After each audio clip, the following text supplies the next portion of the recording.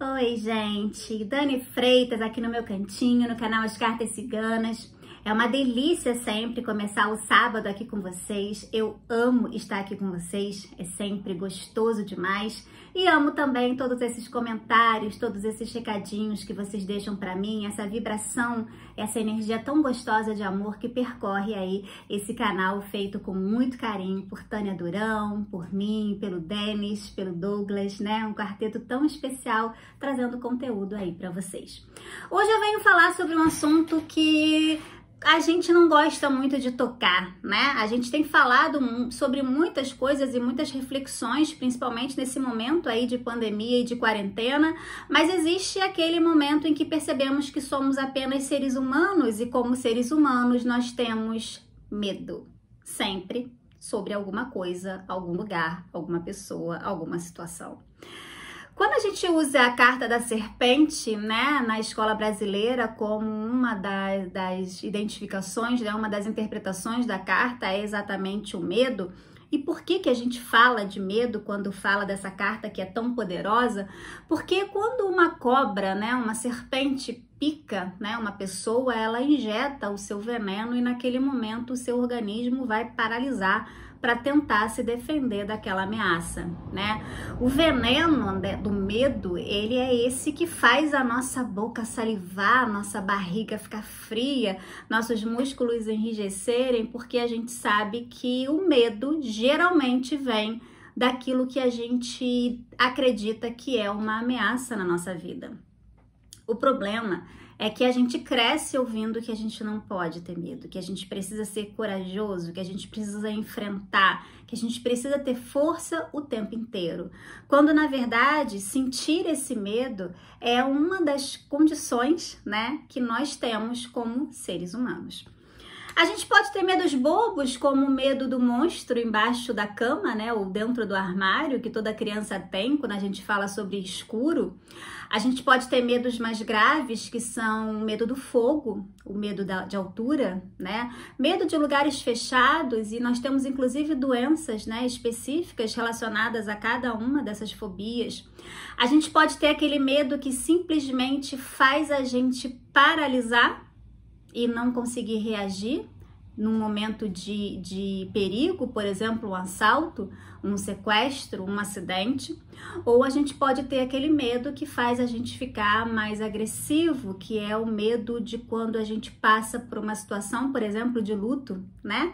Algumas pessoas naquele momento do medo, da solidão, daquela negação do primeiro contato com a notícia, quer quebrar tudo, né? Cada um tem uma reação.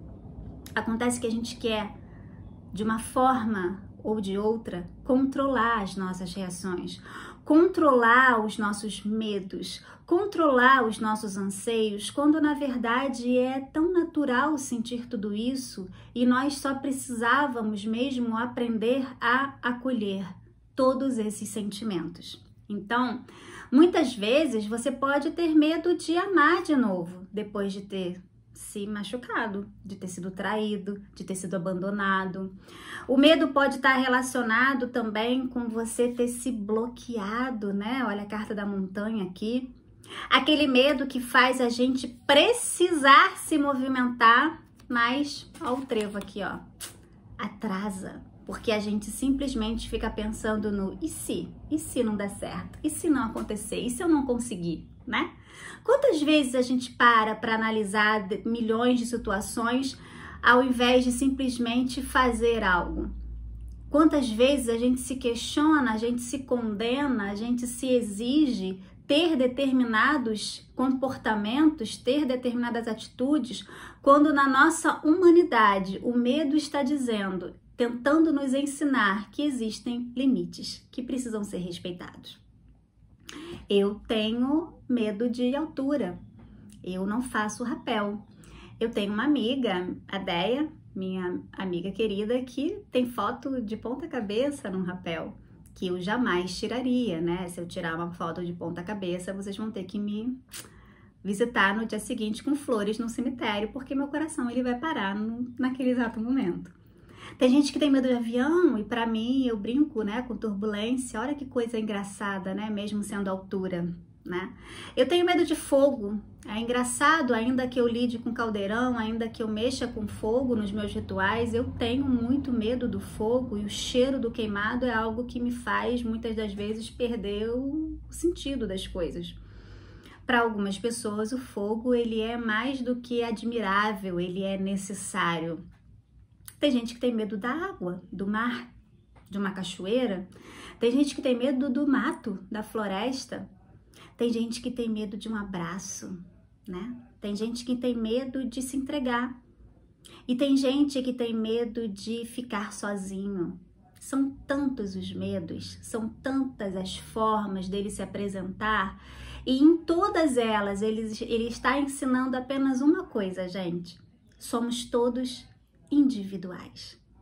Os nossos medos, as nossas expectativas, as nossas experiências, as nossas referências, elas são muito particulares. E nós precisamos aprender a aceitar tudo isso que se apresenta na nossa vida como forma de crescimento também.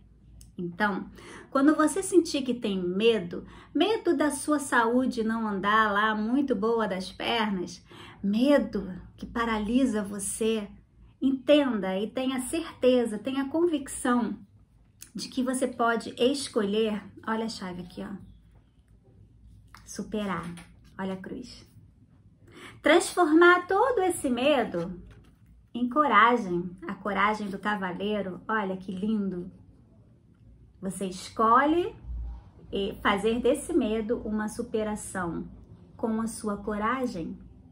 Mas isso não precisa acontecer nessa ordem, nem desse jeito, nem nessa velocidade. Você só precisa entender quais são os seus limites, quais são os seus medos e acolher. Eu já entendi que eu tenho medo de fazer exames, né? Por motivos óbvios. É uma coisa que realmente me paralisa e essa semana eu passei por mais uma situação em que eu precisei fazer exames sérios.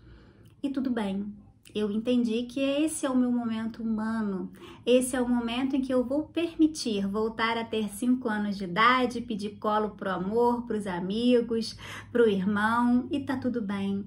E vai ficar tudo bem. Eu não vou alimentar esse medo, mas também não vou negá-lo, não vou diminuí-lo, não vou cortá-lo de mim para me sentir mais forte e mais poderosa.